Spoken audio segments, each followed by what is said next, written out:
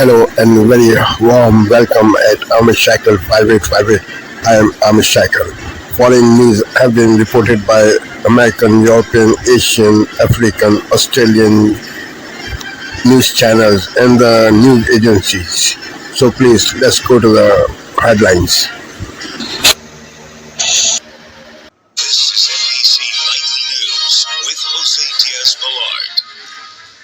Good evening. We begin tonight with a powerful winter blast putting millions of us on alert and causing major headaches during the busiest travel weekend of the year. Much of the Midwest is getting hit with several inches of snow, in some cases a foot or more.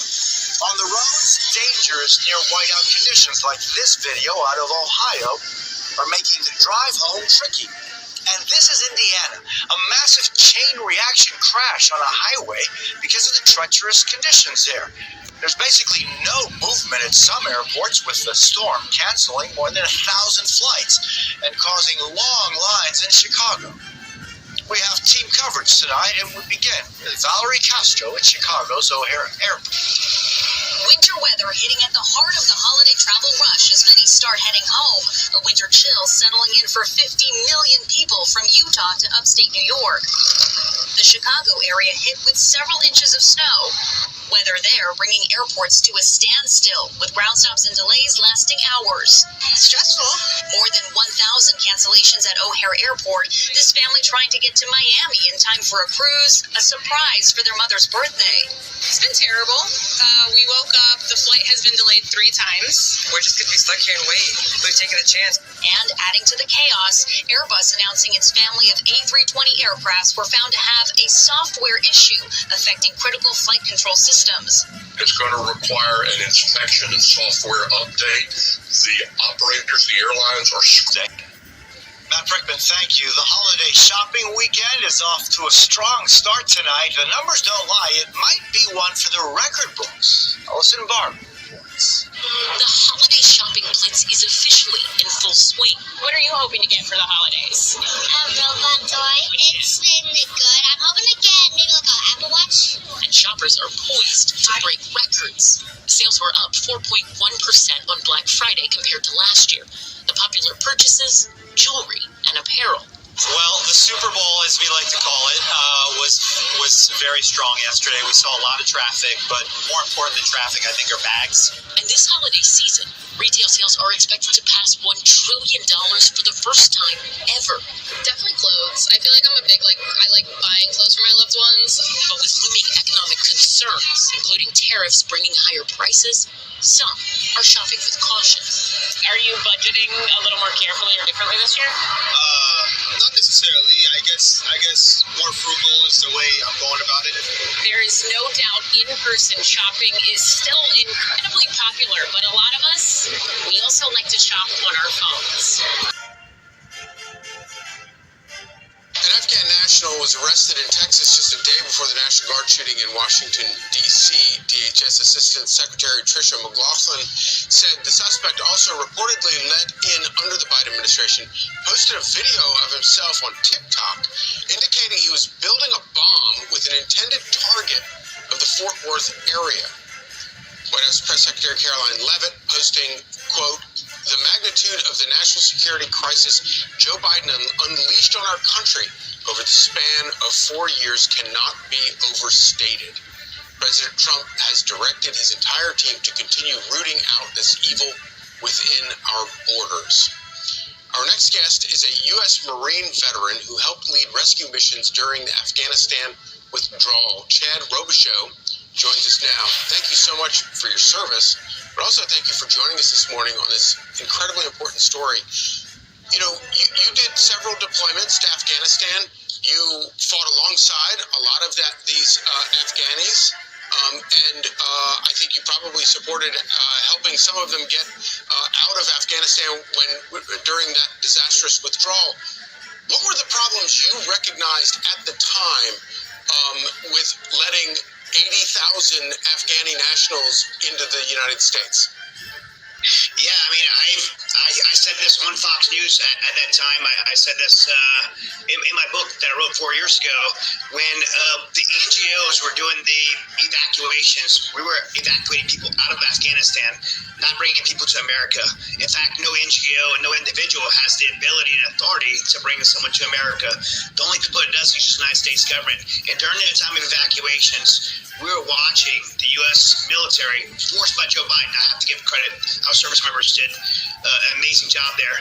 But forced by the White House to put unvetted, undocumented Afghans on planes and fly them straight to the United States and let them loose in the interior of the country. 80 to 100,000 of them. And when that happened, I knew immediately, I mean, it can't go well. Eventually, one of them has to be a bad guy and is going to do an attack on the United States, and this would happen. I mean, that is one scenario. We also have the border that was open every single day. Now, our country is just, it has been just overrun by we don't know who. And this will be no surprise to anyone. Well, one of the points, important points that I think that you have made is the fact that, so some of these guys were vetted, but they were vetted to become contract workers for the CIA, not vetted to come and live in suburban America. Yeah, look, I worked in the special operations community for 14 years. When I was in Afghanistan, I was a DoD contractor on a JSOC task force, and we had CIA-trained Afghans working with us. We had JSOC-trained Afghans working with us. We vetted them to work for us as combatants, and there's a big difference when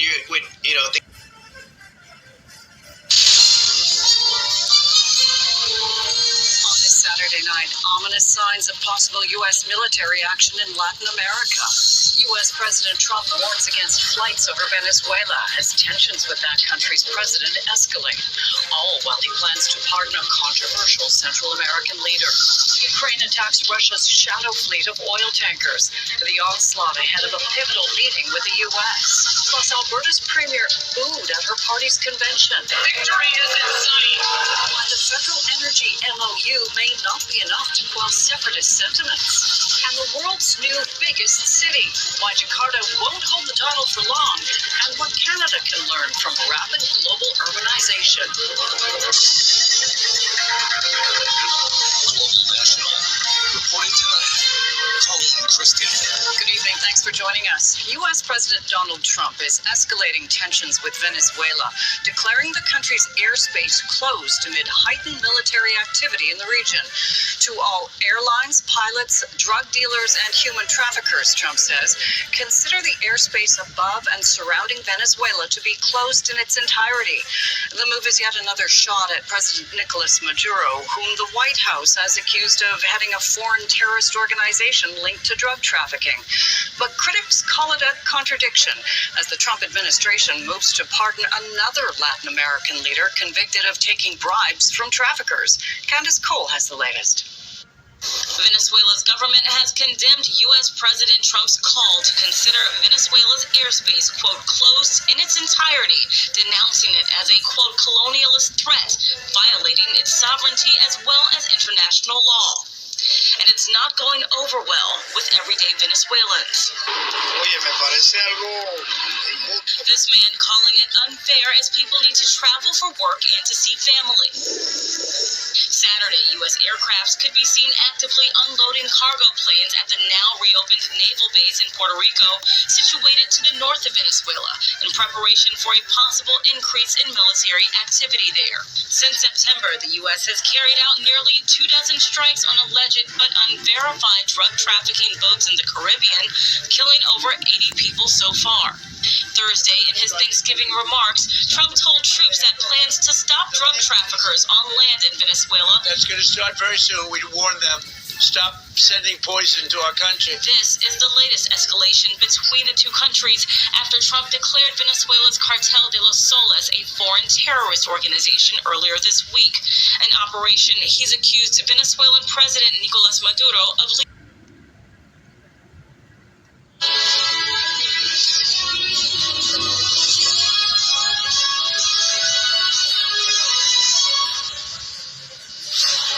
This is Sky News Today. It's 2 o'clock. The headlines. Chancellor denies she misled the public about the state of the economy before announcing a number of controversial tax rises in her budget. Just asked you, did you lie? And I have to say, the answer I was looking for was no. I didn't hear the word no. No, you also asked about welfare in that. No, I just asked you, did you lie? Of course I didn't. But Conservative leader Kemi Badenoch says her time at number 11 is up. I think the Chancellor has been doing a terrible job. She's made a mess of the economy, and you look at the papers today, she has told lies. This is a woman who, in my view, should be resigning. At least 4 people, including children, have been killed in a mass shooting at a child's birthday party in California. And Israel's Prime Minister Benjamin Netanyahu requests a pardon from the country's president in his ongoing corruption trial.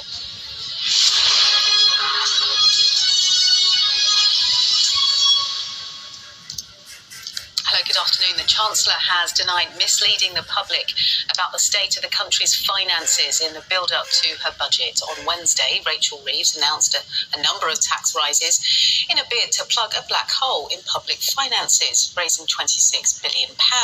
However, questions are now being asked about the way the Chancellor presented the state of the economy ahead of her announcement. And now reports have emerged that the Prime Minister's office had also been aware of these economic forecasts. Well, speaking to Sky. Exclusive to ADC Listen.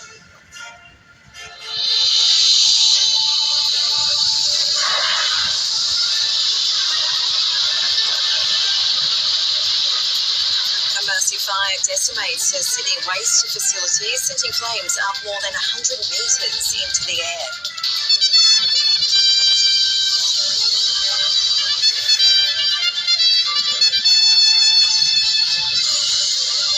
A pilot killed in a mid-air collision between 2 light planes in Sydney's southwest. 141 people arrested in Newcastle after protesters caused one of Australia's largest shipping ports to come to a standstill. And Melburnians ride the newly opened Metro Tunnel, marking a new era of travel for the city.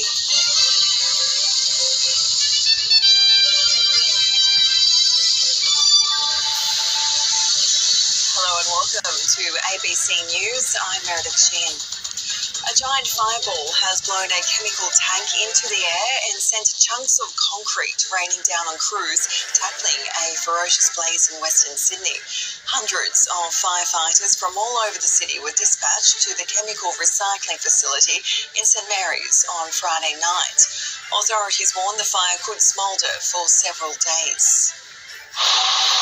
Towering flames, billowing black smoke, and a fireball of epic proportions.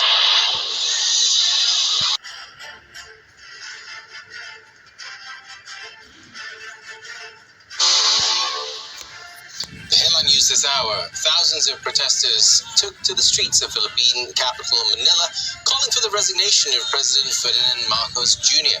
Demonstrators near the presidential palace were demanding jail time for corrupt officials over the misuse of funds related to flood control projects, while a separate trillion-peso march backed by the Catholic Church was held along the EDSA, site of the People Power Monument.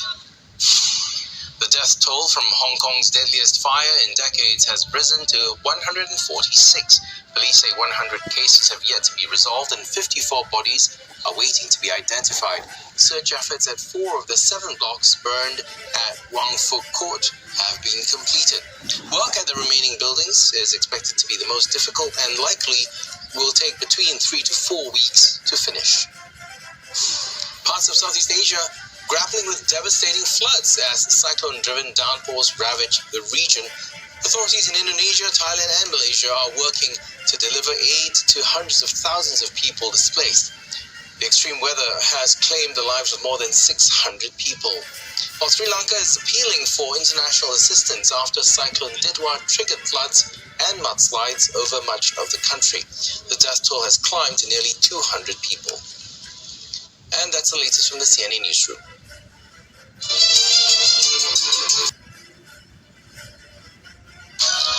Africa News. The news. This primary school in northern Mauritania was set up specifically for children of migrants trying to reach Europe. But a partnership deal signed last year with the European Union to stem migration appears to be having an effect. Classrooms this year are emptier than before. Il y a moins d'élèves qu'avant parce que, bon, There are fewer students than before. Many families have been affected by the deportations. They've left the country. Mauritania has these rules because they want to regulate migration flows. My wish for the future is that the government genuinely tries to change the situation of foreigners, because instead of deporting them, they should find a solution. There are many parents who want to work here legally, but the requirements are too complicated. c'est un peu trop corsé. With fewer migrants reaching Spain's Canary Islands off Africa's Atlantic coast in September, researchers warn they're taking longer and more dangerous routes. The sea was rough. The wind was strong. They were all dead.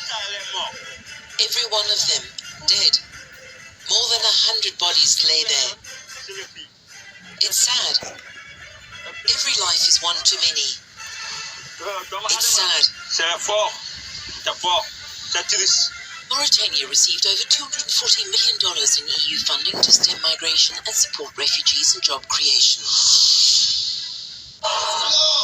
Thousands of people gathered in major cities globally to mark the International Day of Solidarity with Palestinian people.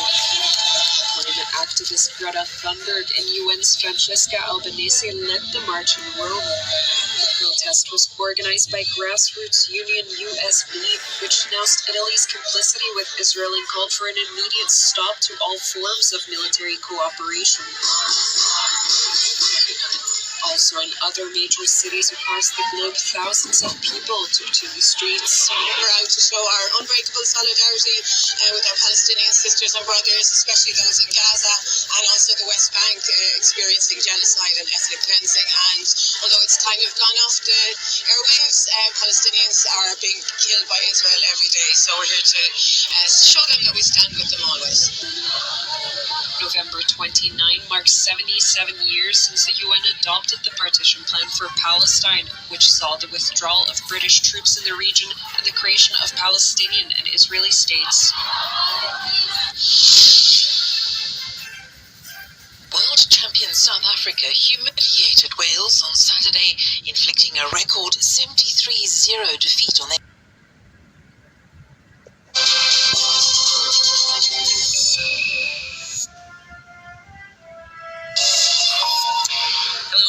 around the world. These are the headlines. Benjamin Netanyahu seeks to make a years-long corruption trial disappear. The Israeli Prime Minister asking the President of Israel for a pardon, insisting that the case against him is tearing Israel apart and preventing national reconciliation. After a 4-day-long visit to Turkey, Pope Leo embarks on the second leg of his Middle East tour. Leo XIV Sunday taking his appeal for peace to Lebanon now, where he is also expected to attempt to boost a key Christian community in the region. And though the deadline for Ukraine to accept the Trump administration's latest peace proposal came and went, top Trump officials are meeting with a Ukrainian delegation in Florida this weekend. The two sides reportedly working on revisions to Trump's 28-point plan that many criticized as being pro-Russian.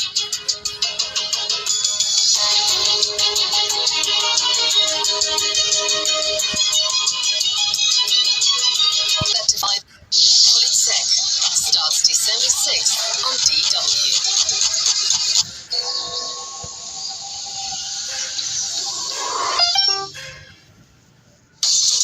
This is DW News, live from Berlin.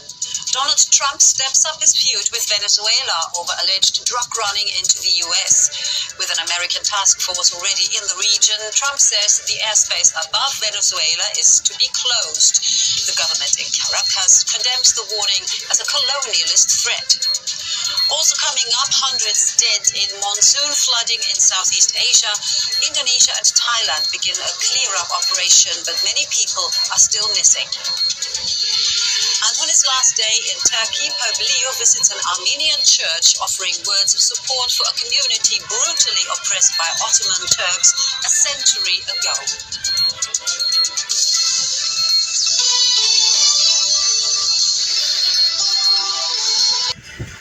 Thank you for watching Amish Shakil 5858. I am Amish Shakil.